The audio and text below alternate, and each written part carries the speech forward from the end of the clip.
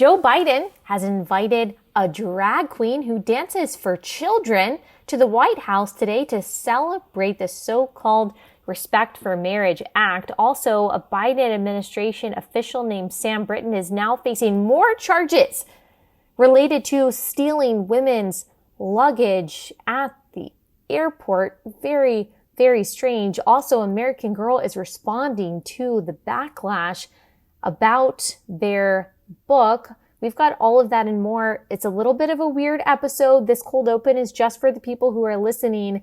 And then the rest of it is going to be a YouTube live, mostly because the power was out at the studio today. And so this is just, I ask you to please give relatable grace because it's going to sound a little bit different and it's going to look a little bit different for the people watching on YouTube, but hopefully it's the same great content, a little bit more casual, as you will see. Also, I'm wearing my Raise a Joyful Ruckus sweatshirt. We've still got all of our merch available. Use Allie 24, 20% off. We've got a merch war going on. We're competing against each other as hosts to see who can sell the most merch. We're winning. No big deal. So make sure that we continue to win by going to the link in the description. All right. This episode is brought to you by our friends at Go to Ranchers. Go to gotoranchers.com/Allie. Nope. Just go to ranchers.com. Use promo code Allie for American Meat Delivered. That's go to ranchers.com, code Allie. Go to ranchers.com, code Allie.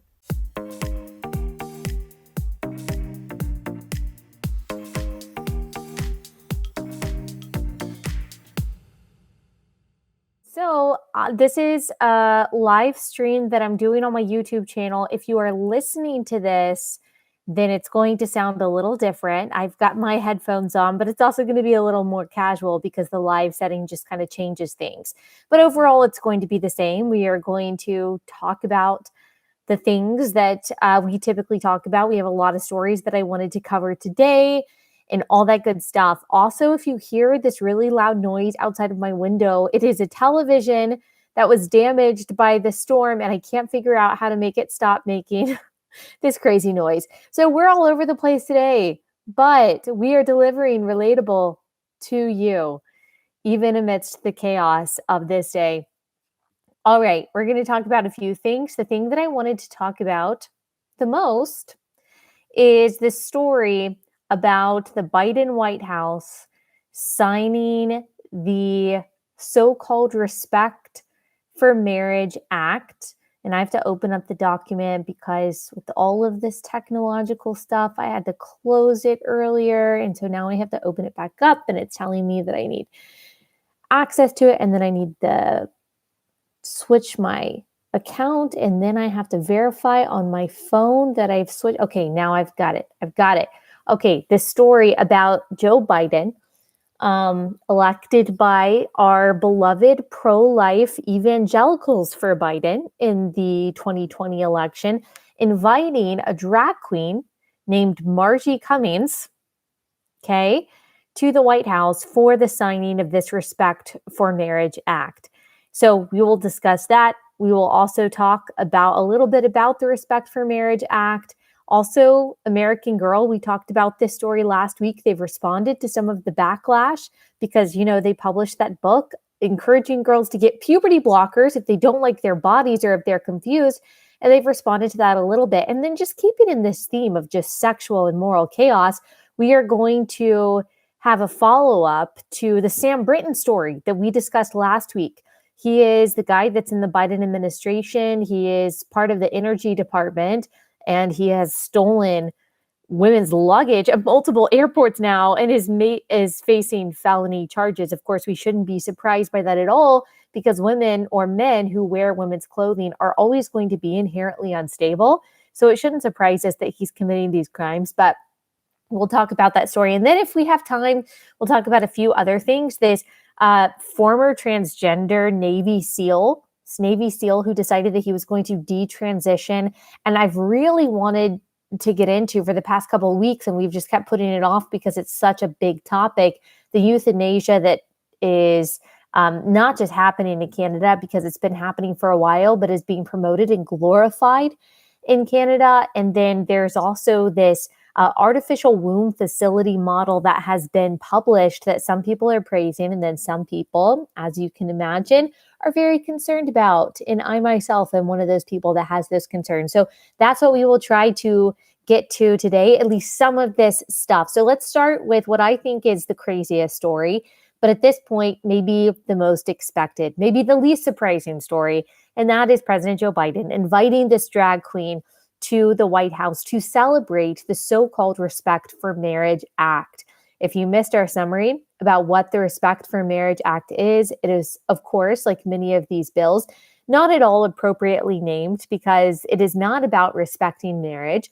It is really about making it more difficult for religious individuals, business owners, and institutions to abide by the natural view of marriage. That's not the most troubling part about it. The most troubling part about it is that the state is trying to assert authority that it does not have. The government does not have the ability to redefine marriage because the government did not create marriage. Marriage is based on the biological complementarianism that only exists between men and women, and that is pre-America, pre-government, pre-civilization. It is not something that can be changed. It's something that is immutable. It's also something that is good for society. It creates stability and security for children who then grow up to be future adults and voters and business leaders and those who are shaping our culture. And so there are a lot of practical, political, theological reasons to protect the natural definition of marriage as between one man and one woman. Of course, we as Christians know that God ordained marriage in the beginning from Genesis 1. Genesis 1:27 tells us exactly what marriage is supposed to be. Jesus repeats that in Matthew 19, 4 through 5. Jesus, who is, of course, part of the Godhead, or he is a person in the Godhead, rather, he also created marriage and he defines marriage. And we as Christians don't believe that any state has the authority to supersede him in that defining. So those are some of the problems with this so-called Respect for Marriage Act that attempts to do something that it can't and will lead to the further silencing of Christian individuals, even more so than we already see in the cases of, for example, Jack Phillips and Lori Smith and others who are trying to run their business in a way that aligns with their faith. So that's the Respect for Marriage Act. And yet you had a lot of people like David French, who I guess, I don't know how he defined himself, but probably as a principled conservative who puts principles over party. And you've got people who define themselves as Christians, maybe Christian moderates or Christian independents, or people who see a benefit in both Republicans and Democrats saying that this bill is actually good, that it is a step forward to positive pluralism, that this is how we live together as a society. Don't you think it's interesting that in these battles over pluralism, it's always Christians who have to compromise? Like it's always the pre-civilizational stuff that has to be given up. I think that's interesting. But they said, this is a totally moderate bill. There's nothing controversial about it. And oh, by the way, it protects interracial marriage as if that was something that was on the line, that was, going to expire at some point. And they tried to rally Christians and even conservatives to support it. And of course, you had Republicans in both the House and the Senate who supported it, even without any religious liberty protections. Keep in mind that Democrats blocked every attempt to protect religious liberty by Republicans in both the House and the Senate. And as I said, there were Republicans that voted yes on this bill, even without those protections. So we have this bill that people are saying is totally non-controversial. And then what does Joe Biden do? Joe Biden apparently invites this drag queen to celebrate the bill, to celebrate the signing of the bill. What does that tell you? Is this bill really about bringing people together? Is it really just this moderate, common sense piece of legislation to establish the simple union of two men or two women? It's obviously not. It is a part of the sexual revolution. And the fact that he is inviting this drag queen, and if I had the ability to pull up a picture for you, I would, shows you what he's actually about. This is an administration who supports, who condones, who glorifies the most radical parts of the sexual revolution, puts it on display, and still, in another year, you will have people who identify as Christians, the pro-life evangelicals for Biden, saying that this guy is the unifier, this guy is a moderate, this guy is the real Christian. So who is this person? Margie Cummings, who is bragging about being invited by the White House to the signing of the so-called Respect for Marriage Act. Well, according to Libs of TikTok, she tweeted this: Biden invited a drag queen to the White House today for the signing of the Respect for Marriage Act. This drag queen performs and puts on shows for, you guessed it, kids. The Biden administration, admin, encourages this, Libs of TikTok says. Sorry, I said Margie. This person's name is Marty G. Cummings. To be a non-binary drag artist, this drag queen says, invited to the White House is something I never imagined would happen. Thank you, President and Dr. Biden, for inviting me to this historic bill signing. Grateful doesn't begin to express the emotions I feel. And then there are a lot of pictures online of this man who is dressed up as a scantily clad woman. That's what a drag queen is.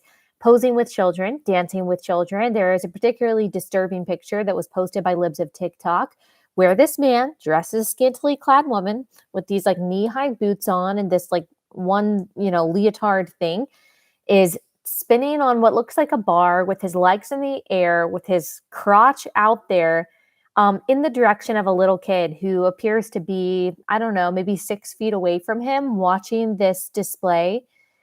As I've said before, there is no innocent reason for a man to want to dress up as a woman and dance for children. Like, there is no innocuous reason for that. There's no non-predatory reason for that. Like, a normal, stable man is not excited by, is not even willing to dress up like a woman, 1, then dress up like a scantily clad woman, 2, and then 3, dance for children. You have something wrong with you if you are doing that. And yet, these are the kind of people that the Biden administration keeps on hoisting up, keeps on inviting in, keeps on including as a part of their coalition. I mean, we have Rachel Levine, the name that this person goes by, who has condoned and has recommended things like puberty blockers and chemical castration for minors. Again, there is no innocent reason for that. We know enough about the science about puberty blockers and cross-sex hormones and the double mastectomies and the castration that's going on in minors who are simply confused about who they are, or sometimes they're dealing with some kind of sexual trauma that has led them into the spiral of confusion that then is exacerbated by these irresponsible psychologists and doctors and parents who allow them to then go through these medical procedures. I mean, the Biden administration has released guidance. The HHS has released guidance under the Biden administration and under the direction of people like Rachel Levine, saying that all of this stuff is good. The stuff that causes permanent sterility, this mutilation of people's bodies. I mean, there is just no indication whatsoever that Joe Biden is a Christian, that he has any Christian values. The things that he and his administration pushes for are radical. They're sexually radical. They're morally radical.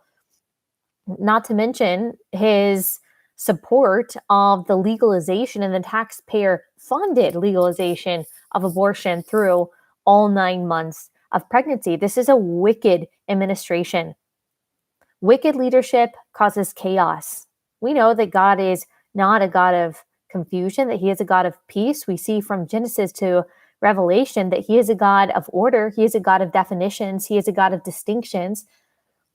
And he is a God of processes. He creates the things that he creates. He sets the rules that he does. He defines things the way that he does, not because he's a fuddy-duddy, but because he loves us. And he gets glory from human flourishing. He gets glory from us living out our created order. And when any leader tries to purposely confuse that created order, especially at the expense of the most vulnerable, well, to borrow a phrase from Jesus, I think it would be better for Joe Biden to have a millstone wrapped around his neck than it will be in the day of judgment for him. That's what I'll say. This is yet another example of the wickedness, the evil, the confusion, the chaos of this administration. Just a little bit more about this drag queen. I mean, this is someone who goes by the drag queen name of Marty Good Cummings. All right. Just a sicko, a weirdo. And this is a person who dances for children, a man.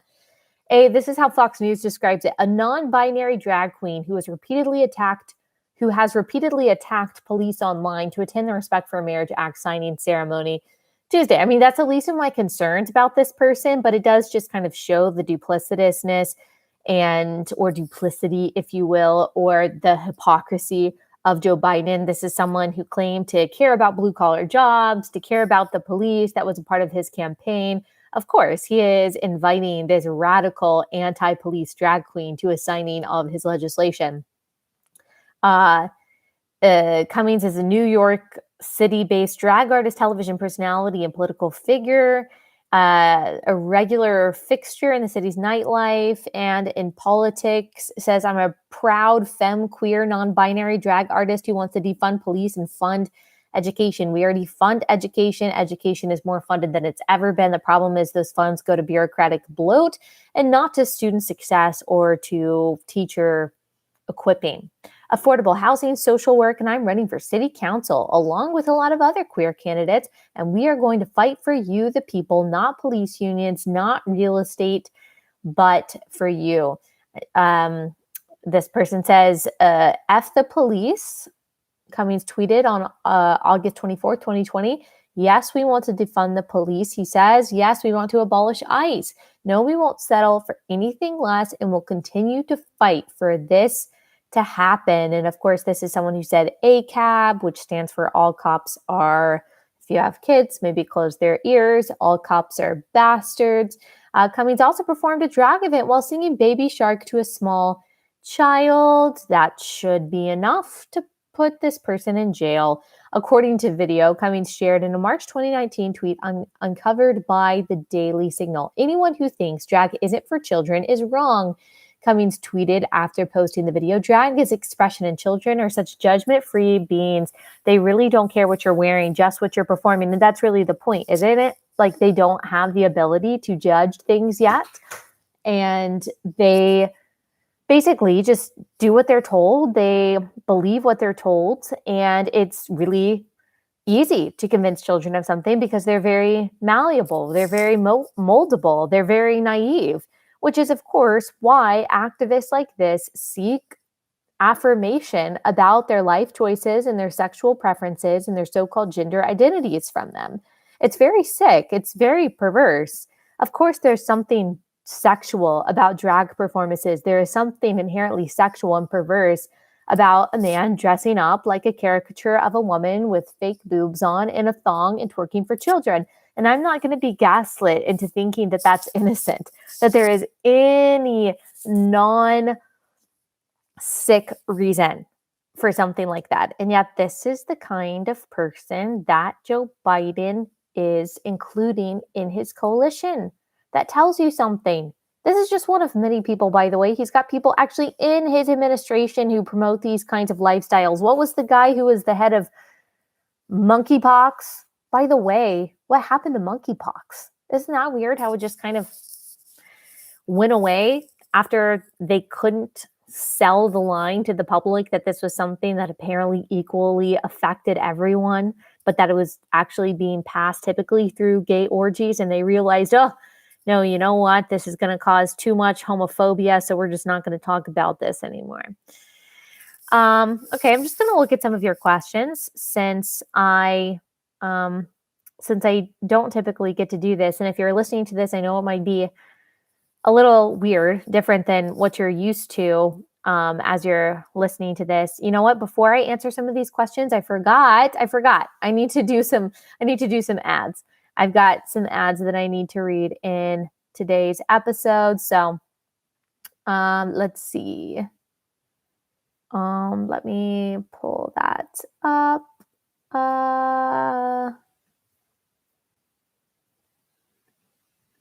Okay. All right. Actually, I thought that I had it, but this is not the document with the ads in it. This is the document with the story in it, with all the stories. So I don't have my ads in front of me. So as soon as my producer sends me that document, then I will read the ads. So let me pause and let me answer some of the questions that you've got.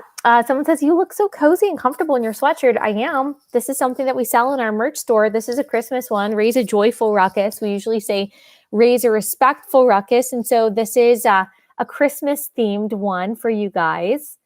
Melissa says Christians should have never allowed no-fault divorce. That's where the disrespect for marriage and its definition began.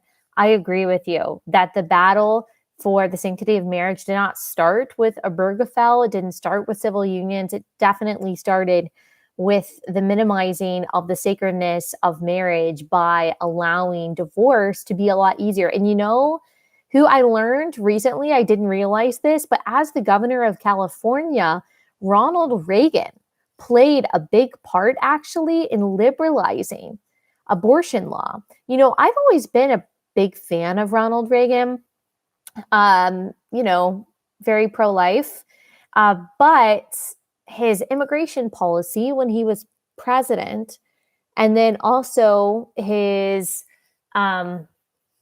liberalism when it comes to things like divorce, or at least when he was governor, it's troubling. I mean, it really set us up in kind of a bad way. All right, now let me pause. Let me tell you about our first sponsor for the day, and that is GenuCell. So if you are looking for an anti-aging skin regimen, you're like me, you don't want to do the whole Botox and filler thing. You're trying to do everything that you can to keep your skin looking fresh without doing anything invasive, then maybe you should try out GenuCell. From now until Christmas, GenuCell's most popular package is 70% off at genucell.com. Treat yourself and a loved one to the absolute best skincare. See those troubling forehead wrinkles, the fine lines, skin redness, or the bags that you have under your eyes that maybe you don't absolutely love. You can work on those with GenuCell's skincare. With its immediate effects, see results in less than 12 hours, guaranteed, or your money back. That's a really good guarantee. And included in every most popular package is your free hyaluronic acid serum for skin hydration that will restore your youthful appearance. So go to genucell.com/Allie. That's GENUCEL.com/Allie now. Enter my promo code Allie for an additional 10% off your entire order. So that's like 80% off. That's pretty amazing. Every order today is instantly upgraded to free express shipping. genucell.com/Allie. genucell.com/Allie.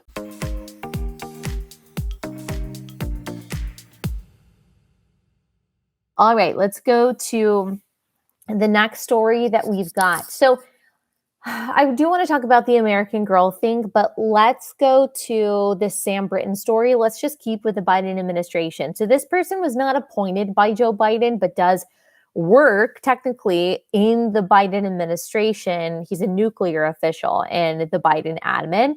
And as we talked about, I think it was last week or maybe it was a couple weeks ago, this guy, again, I'd put up pictures if I could, but he went viral earlier this year when he got this job because he is a man who dresses in women's clothing, and he has taught very explicit and very disturbing and dark sex workshops at different places, including on college campuses.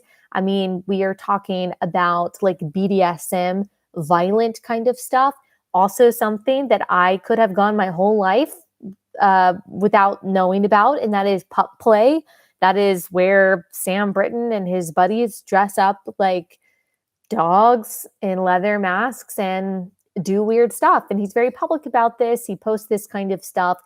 And apparently he also, even outside of just the sexual perversion that this guy very openly demonstrated, that he had a horrible reputation for being extremely dishonest and manipulative, someone who was untrustworthy, someone who was very unstable. He always built himself as like an anti-conversion therapy activist, but from what I see, but also what I heard. People were really surprised. Even people in his circle were surprised when he got the job because everyone knows that he has such a bad past, a past that is riddled with all kinds of sneaky, if not criminal things. And now he has gotten in trouble with the law again because he was caught in October stealing a woman's Vera Bradley suitcase from the baggage claim at the Minneapolis airport. And then he lied to authorities about it. And it wasn't just an accident because he did not check a bag. So he had no reason to wait at baggage check. And he did not return the clothes as far as we know. And now it's happening again. Like, he was already facing charges, and I believe that his first trial was coming up, but now he has another luggage theft charge, according to the New York Post. So the New York Post says that non-binary Biden nuclear official Sam Brinton fired after multiple luggage theft charges. Sam Brinton is no longer a DOE employee. They're not going to comment on it. They said the 35-year-old Biden administration deputy assistant secretary for spent fuel and waste disposition at the DOE's Office of Nuclear Energy was reportedly canned after being charged with stealing a woman's suitcase from a Minneapolis airport in September. Okay, I said October. And another woman's bag from Las Vegas airport in July. Okay, so this had happened previously. This is not something that happened since his theft in September. This is something that happened back in July, and I guess that is just now coming to light. Brinton, who was appointed to his former position in June, was caught on surveillance cameras making off with a $320 bag from Las Vegas's Harry Reid International Airport's baggage claim area, a bag that contained more than $3,500 worth of jewelry, clothing, and makeup, according to police. Brinton, who uses they, them pronouns and does not identify exclusively as either male or female. I think we had a sign that this person wasn't doing well. Was described by a detective as a white male adult. Oh my goodness, this transphobic detective. I can't believe that they described this person as a white male adult wearing a white t-shirt with a large rainbow colored atomic nuclear. Symbol design in the Las Vegas Metropolitan Police Department's arrest warrant. Wow. A white male. How could they not tell from Sam Brinton's just aura that he is clearly non-binary? Guys, when it comes down to it, no one actually believes in anything called non-binary. No one actually believes that someone can actually transition genders. All right? We all know at the end of the day, you're either male or female. It does not matter what you say that you are, or the pronouns that you announce, or what you declare, or what you feel.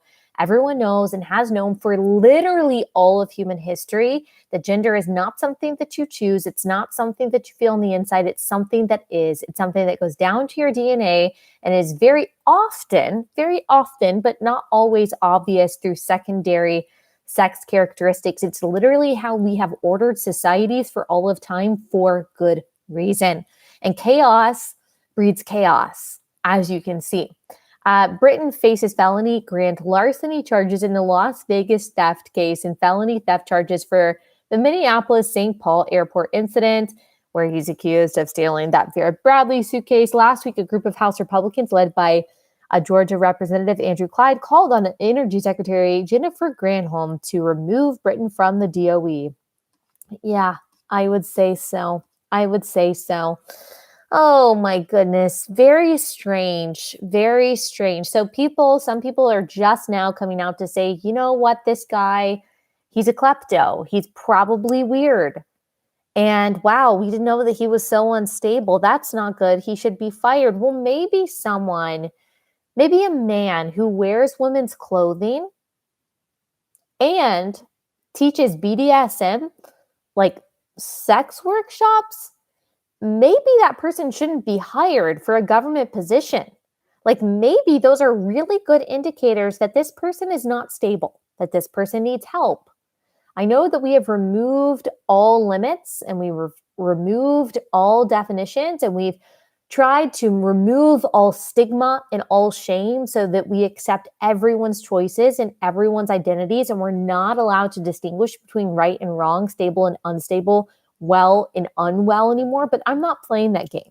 There's a reason that we have those instincts. There's a reason why we have distinctions. The reason is because it keeps us safe. It helps us order society. It helps us have strong and stable communities.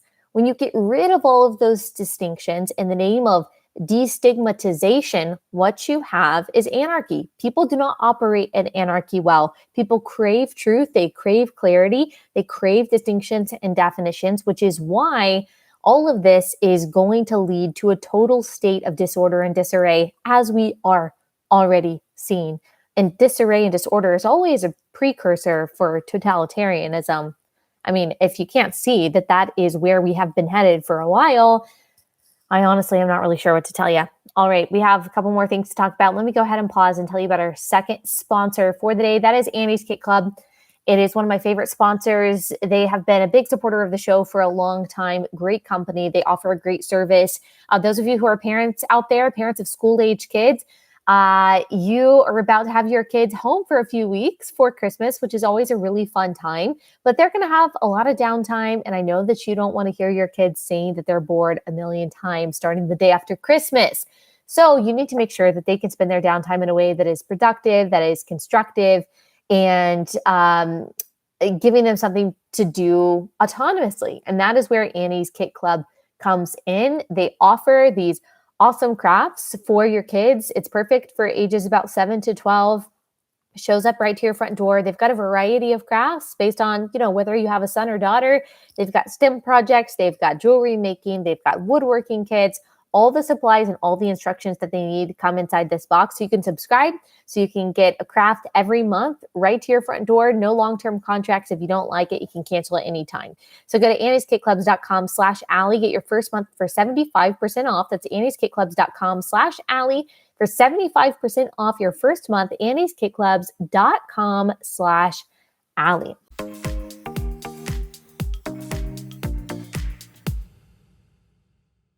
All right, unfortunately, our YouTube Live cut off. I don't really know what happened, so I'm recording the rest of this on my computer, so hopefully we can get the full episode out there. It's just crazy over here with the weather and all of that and not being able to be in studio, so thank you so much for bearing with me. I just want to quickly talk about this American Girl story.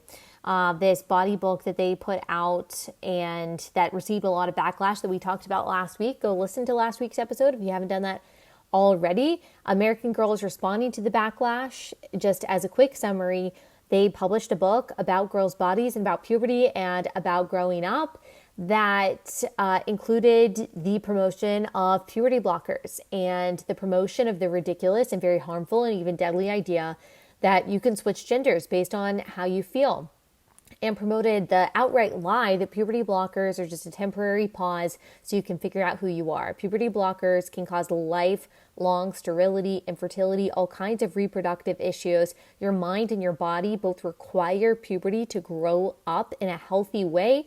And again, I'll ask, what group of people benefits from children being stuck in perpetual physical and mental adolescence and immaturity? Just ask yourself that. Ask yourself that question. American Girl is promoting this. American Girl used to be a company that cared about confidence, that cared about loving your body, stewarding your body well, and now they have completely betrayed the girls that they say that they are serving.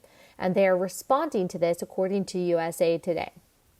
So Julie Parks is the spokesperson for American Girl, and she says, as far as we are aware, no other American Girl book has received similar criticism. Yeah, I wonder why. Oh, it seems like she's clued in. She says, a Smart Girl's Guide body image book is about loving yourself, living life to the fullest, and celebrating all kinds of bodies. It's the first book that they have published that addresses issues surrounding gender identity and expression. Yeah, maybe that's why you're getting the backlash that you are. She says, our Smart Girls Guides are known for supporting young people and their families through a variety of complex adolescent topics. They weren't known for supporting young people. They were known for supporting young girls. And I know that people say this is not the erasure, or transgenderism is not the erasure of women. It's not the erasure of girls. Of course it is. Of course it is. Yes, it is. Girls don't have anything special to them anymore. There's nothing that can just talk about a girl's body. There's nothing that a girl can access, no space that a girl can have that is just her own, no team that she can compete on against other girls. Of course, it is the erasure and in some ways the subjugation of women and girls. According to USA Today, American Girl's website has been overwhelmed with negative reviews of the book. Its backlash also comes amid a historic year of states considering or passing anti-LGBTQ legislation, including book bans in schools, bans on gender-affirming care. This is, of course, USA Today's ridiculous language. Care for transgender young people, restrictions on discussions of LGBTQ topics in elementary school classrooms. It's so revealing when they use this kind of euphemistic language in the media. First of all, there's no such thing as gender-affirming care. Gender-affirming care is the exact opposite of what it is. Gender-affirming care, when it comes to so-called transgender people, is actually telling people that they're in the wrong body. It's telling people that they need to change some fundamental things about themselves in order to be authentic. And that does not make any sense. It's harmful to their bodies. It's harmful to their minds. There absolutely should be bans on puberty blockers and cross-sex hormones and procedures for minors. Absolutely. Anti-LGBTQ legislation, I guess what they mean by that is these bans on puberty blockers and restrictions on discussions of LGBTQ topics in elementary school classrooms. Is that a problem? Why is that a problem? Why does this need to be discussed in elementary schools? Why do you need to talk to a 5-year-old about whether or not they like their genitalia? You're a bunch of weirdos. You're a bunch of weirdos. The 96-page book is marketed as a resource for everything you need to know about developing a healthy body image, providing readers with activities, tips, crafts, real girl stories, and a reminder that all bodies are worthy of love and respect. Totally agree with that. And one way to love your body is to embrace what it is. You were born a girl. It's good to be a girl. It's great to have a girl's body, and you can wear what you want to wear. You don't have to like frills. You don't have to be a ballerina. You don't have to be dainty. You can like four-wheelers. You can like sports. You can like to wear pants, but you're still a girl. That's something to embrace. That's something to be proud of. That is worthy of love and respect.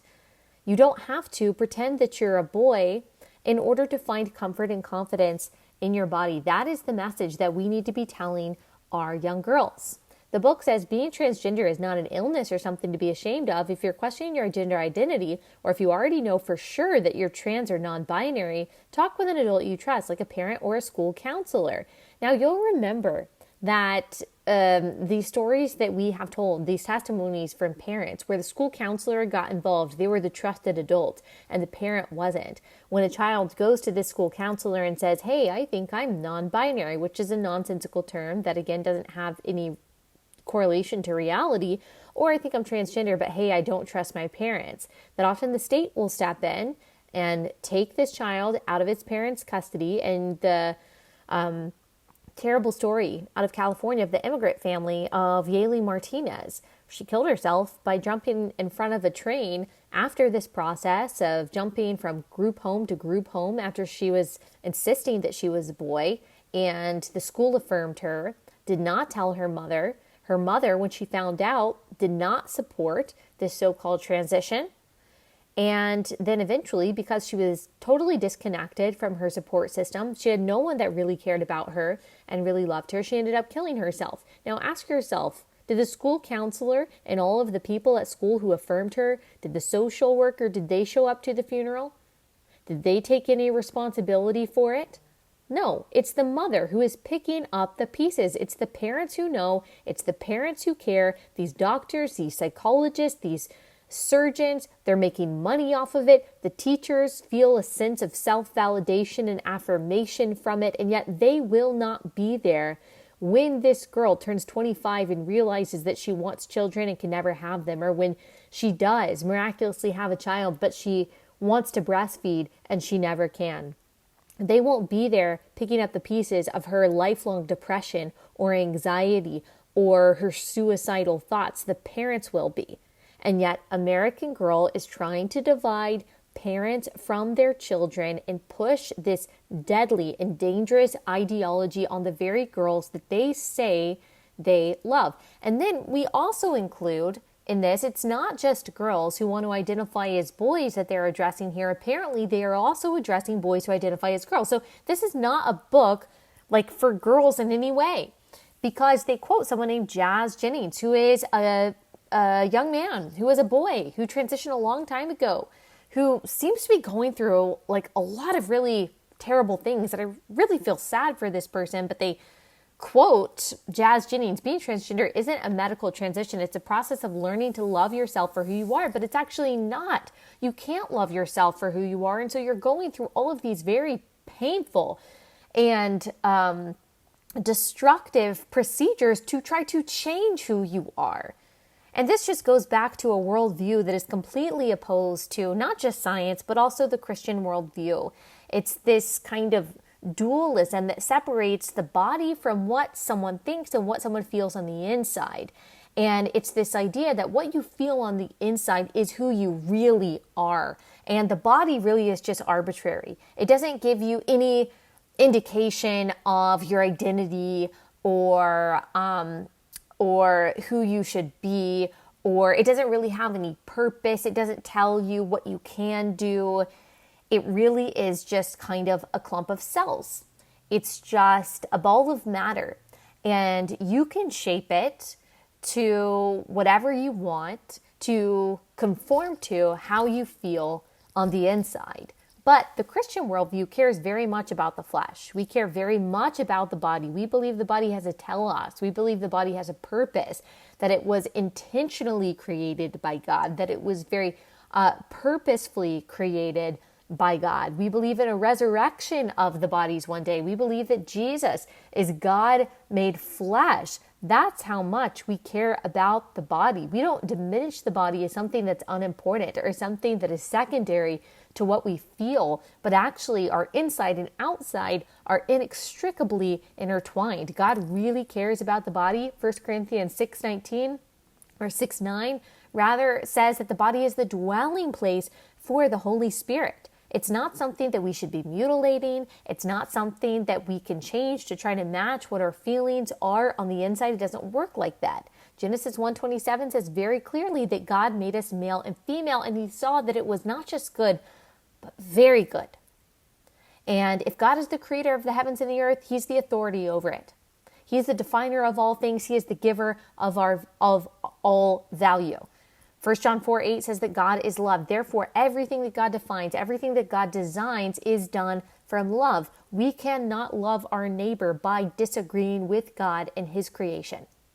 We cannot out-compassion him. We can't out-justice him. We can't out-empathy him by disagreeing with what he says about marriage or the family or sexuality or gender. The most loving thing that we can do at all times is agree with God. He's wiser than us. He's better than us. He's more loving than us. He created us male and female. There's a lot of people, some even professing Christians, who think they can outlove God by being more tolerant than him, being more inclusive than him, being more accepting than him, that they've moved on. They've graduated from God's definition of right and wrong or male and female, and they've moved into this new enlightened definition of what it really means to be a good person. They will always fail. God will not be mocked. He is the source and the arbiter and the creator of all goodness and all righteousness and all truth.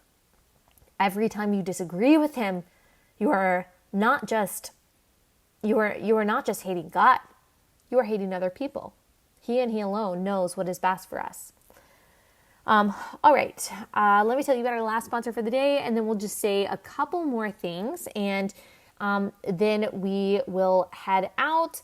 Last sponsor is Birch Golds. Okay, so we know that we are in an unstable world right now. We don't know what the future holds. We don't know what inflation is going to look like a year from now. We don't know how the supply chain is going to function a year from now. You just want to make sure that your savings are secure, and Birch Gold can help you do that. This month, you'll get a free gold back for every $5,000 purchased when you convert an existing IRA or 401k into precious metals IRA with Birch Gold by December 22nd. Birch Gold will help you own gold and silver in a tax-sheltered account. Text Allie to 989-898. Claim your free info kit on gold, then talk to one of their precious metal specialists.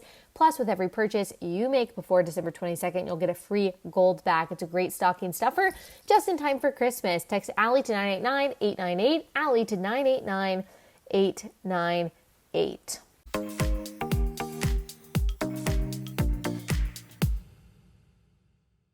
All right. So that's all I have time for today. There was something I wanted to react to, but I don't think that I'm going to have time to do it. It's a TikTok. I'll react to it tomorrow. Tomorrow, what I think that we are going to talk about is Santa, why I don't do Santa, we don't do Santa with our kids. I've thought about this a lot, and this is not a judgmental take on my part. It just is what it is. And I've thought about this a lot, and I think that you're really going to enjoy the episode. And we're also going to discuss whether or not Christmas is pagan. Should we even be celebrating Christmas? And so we'll discuss all of that tomorrow. All right, thanks for bearing with us today with all of the crazy technological things, and we'll be back in the studio tomorrow and everything will be smooth sailing there. And then guess what? On Thursday, we've got Dallas Jenkins. He's going to be in studio with us. He's the creator of The Chosen. If you've got questions for Dallas Jenkins, send them my way. I will try to get those questions answered for you. All right, that's all we have for today. We will see you guys back here tomorrow.